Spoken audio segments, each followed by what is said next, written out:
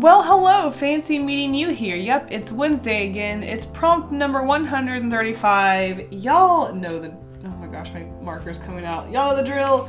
Let's just get into it. We have 3 prompts: hands, the artist enemy, wood fencing, cute, and cave mouth. I'm assuming that means the entrance to a cave, but that would be cute to make it an actual mouth.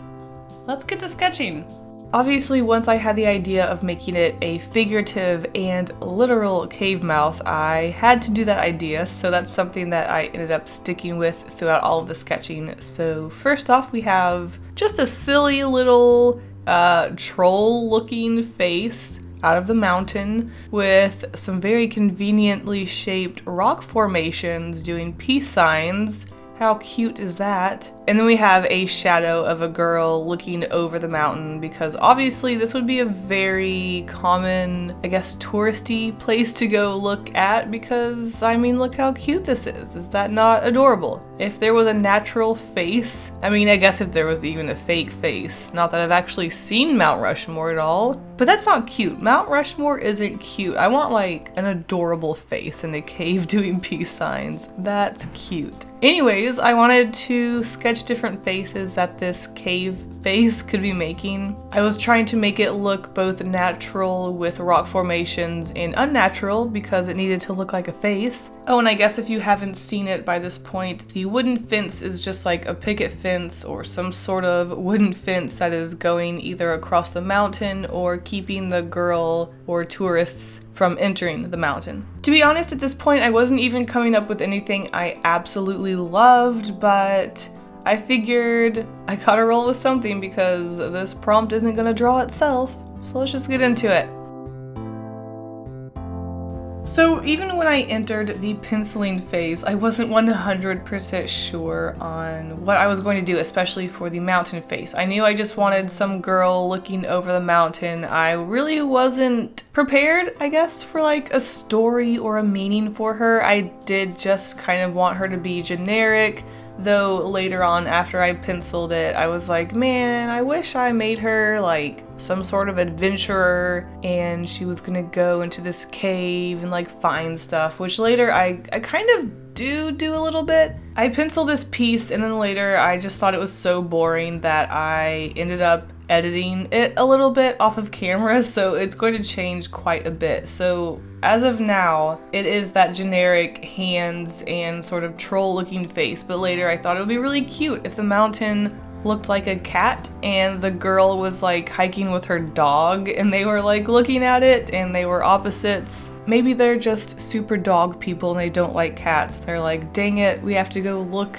into this cat cave. We have to go adventure into this cat cave where there's a bunch of wild cats that live and we hate cats. So we're just gonna take a moment to look over at this mountain in dread and just not want to go adventure inside of it, but we have to go adventure inside of it. So here it is. Here is our new pencil of the prompt. We have our cat mountain and our dog adventurer and our girl, and they're looking at the mountain. I think this is definitely a lot more cute. It definitely filled in the space a lot more than the girl alone. And obviously the cat mountain is a lot more cuter than that troll thing. Though I did make it kind of like a stupid cat mountain, like I have the eyes going in opposite directions. I figured because it is a mountain, it would be cuter, or at least it would make more sense to make it like this rough, rugged, not so adorable looking cat. Obviously it's quite old if it's a mountain cat. I have some plain rock peaks in the background to represent the ears of the cat, and the 2 rocks are supposed to look like paws. I'm not sure how much I really succeeded at that. I tried to make the cracks look like the separation between the toes, but you know, I did what I could. I have actually drawn a cat mountain sort of series back in, I think, 2016 when I first got into watercolors lately. So a little inspiration from that. I think I have the mouth a waterfall, so it looks like it's just like constantly barfing water. It's really cute. I think it turned out a lot more cuter than this, but this piece is supposed to be a little more, I guess I kind of strayed from my usual style when it came to the mountain. I say I put more detail into it, but like for my style, I put more detail into it. it's not quite as stylized and shapely and simple that I normally would do. For some reason, I just thought it would make more sense to contrast a more detailed mountain in separation from the characters that were really close to the viewer. I think it works. I'm not super into the way that the mountain turned out, but you know what? You gotta try things to see what works, and I have decided that I really like to stylize and simplify things.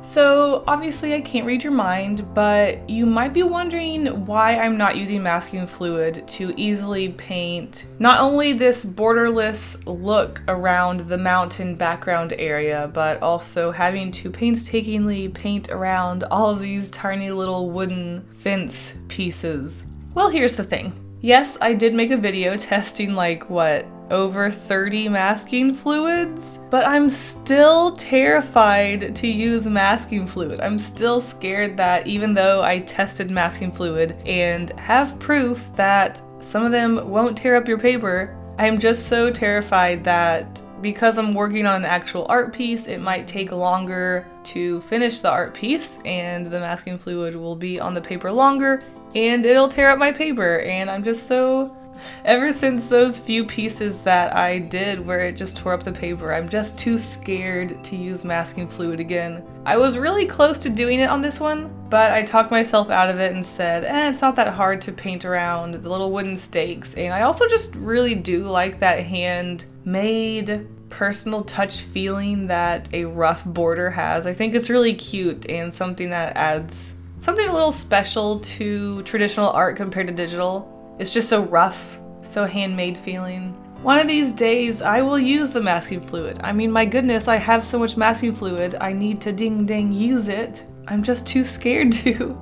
But anyways, I didn't have any major incidents that caused for masking fluid, so I think it turned out okay. It just would have been probably faster and easier. So color choice with this piece, I was thinking about doing like a sunset, but I decided to be really basic and just do a blue sky and green trees. I did know that I wanted our characters to be a little bit on the lighter side just to contrast that mountain because I was going to have some darker greens in there. I wanted to make sure that they did pop off of that mountain and they didn't blend into it because these are two very separate aspects of this illustration and I wanted to make sure that they stayed that way. So I wanted to make sure I picked lighter colors for our characters, and I also thought it would be really cute if I made our characters very similar to each other. So I made the girl blonde with a red hair tie, and I made the dog yellow, or a blonde dog, and gave it a red collar so they are matching. It would have been really cute, now that I'm looking at it, if I gave the dog like a striped bandana to match her striped shirt. But anyways, they seem pretty close enough, which is super adorable.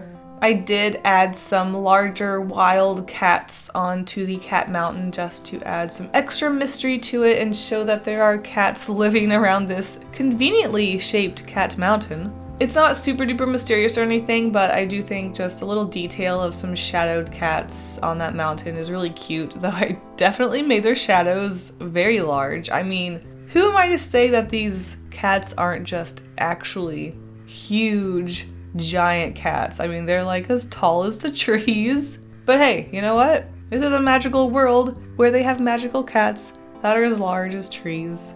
This could be just like a sanctuary and just a place that is blocked off for nature. I don't know this world. Anyways, it is pretty cute, it is pretty simple, and there it is. There is our prompt. And I'll see you guys on the end card.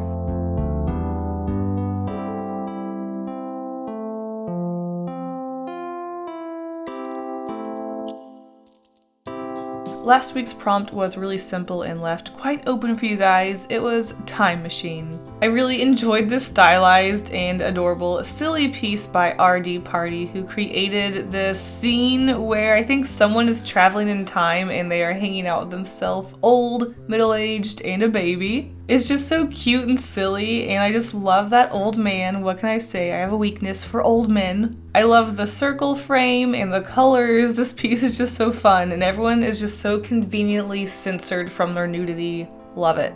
And our second featured artist is Becca Riley Art, who created this really lovely large scene. I just love how open and big it is. It shows how open this field is And in the distance we have this time machine of this guy waving, but then closer to us we have this house with this couple, and the guy is very suspicious and holding a gun towards him. It's just really fun. I love this scene. It looks mysterious. The mood of the sky and the earthy colors just makes this look so mysterious, like something bad's gonna happen. And that's it. Good luck on this week's prompts, and I'll see you in the next video. Stay golden. Bye.